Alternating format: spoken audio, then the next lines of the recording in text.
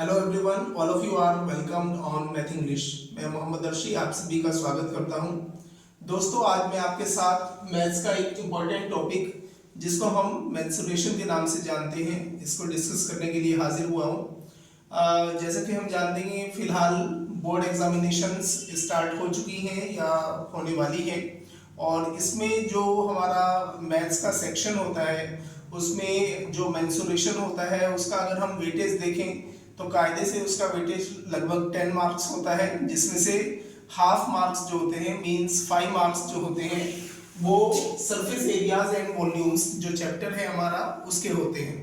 तो जो surface area and volume chapter है उसको अगर हम समझ लें तो बड़ी आसानी के साथ जो 5 मार्क्स हैं उसको हम सिक्योर कर सकते हैं, और जो हमारा रिपोर्ट कार्ड है उसमें एक एडवांटेज हम ऐड कर सकते हैं।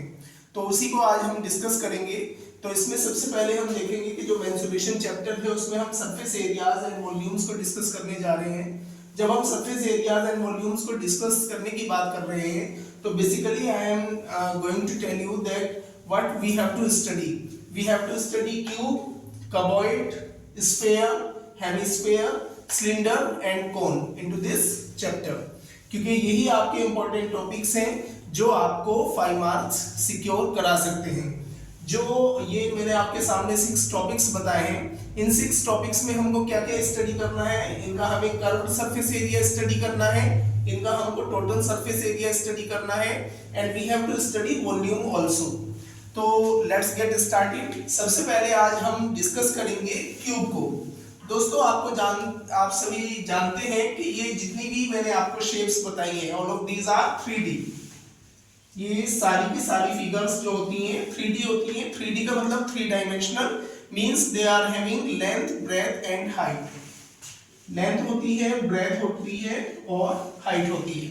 3D में ये तीनों चीजें होती हैं, तीनों डायमेंशंस होती हैं। सबसे पहले हम क्यूब को डिस्कस करेंगे। जो क्यूब होता है आपका, क्यूब मैंने यहाँ पे ड्रॉ किया है। जो क्यूब है ये एक 3D फिगर है, और जो क्यूब होता है इसकी सभी साइड्स जो होती हैं, सभी एड्स जो होते हैं वो इक्वल होते हैं। तो मैंने उनको ये कंसीडर किया है कि हमारे पास जो लेंथ है, जो ब्रेथ है और जो हाइट है वो तीनों ए है। अब इसको हम पहला क्वेश्चन रेज होता है कि why we are not calling it length, breadth and height, why am I saying it is edge. इसको मैं लेंथ, ब्रेथ और हाइट ना कह के एज इसलिए कह सकता हूं क्योंकि इसमें लेंथ, ब्रेथ और हाइट में हम कोई डिफरेंशिएशन नहीं कर सकते हैं, क्योंकि ऑल आर इक्वल। जब सभी कुछ इक्वल है तो आप किसको लेंथ कहेंगे, किसको ब्रेथ कहेंगे, किसको हाइट कहेंगे। तो लेंथ, ब्रेथ और हाइट ना कह के हम इसको एज कहते हैं। तो जो क्यूब होता है उसमें हम लेंथ, ब्रेथ और हाइट नहीं बल्कि एज बोलते हैं।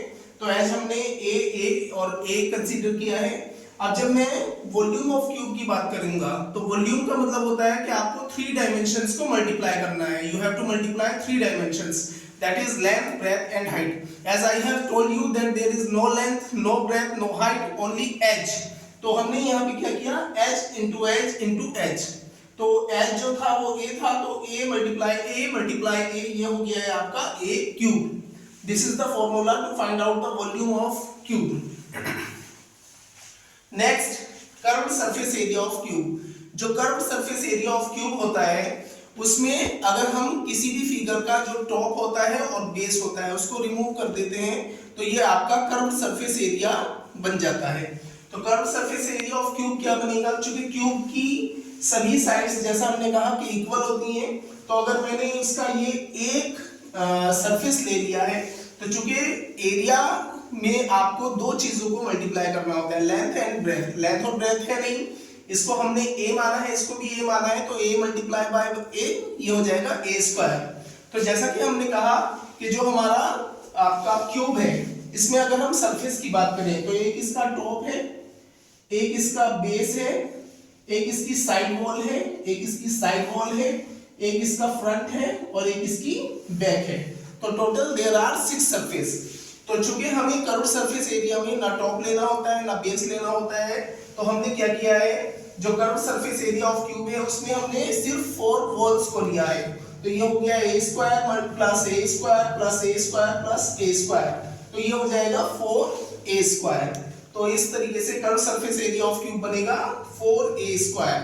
Next, total surface area of cube. तो जब हम total surface area of cube की बात करेंगे तो इसमें 6 के 6 फेसेस आने हैं और हमें मालूम है कि जो एक फेस है उसका एरिया आ रहा है a multiply by a equals to a square. तो चूंकि यहाँ पे 6 आपके फेस हैं तो आप डायरेक्ट 6 को a स्क्वायर से मल्टीप्लाई कर सकते हैं, तो उस कंडीशन में 6a स्क्वायर आ जाएगा, या आप a स्क्वायर को 6 टाइम्स ऐड कर सकते हैं। In that condition also you will get 6a square. In this way we will find out the total surface area of cube. तो मुझे ये लगता है कि अगर हम अपने कंसेप्ट को, अपनी बेसिक अंडरस्टैंडिंग को मजबूत करेंगे तो हमारी जो सिक्योर करने की पावर है, जो स्कोरिंग पावर है वो इंक्रीज होगी। और इसीलिए मैं चाहूंगा कि आप इसको डिटेल में स्टडी करें और इसकी जो डेप्थ है उस डेप्थ में जाएं और अपने कंसेप्ट को मजबूत बनाएं। I hope this video will benefit you and see you next time very soon. Thank you.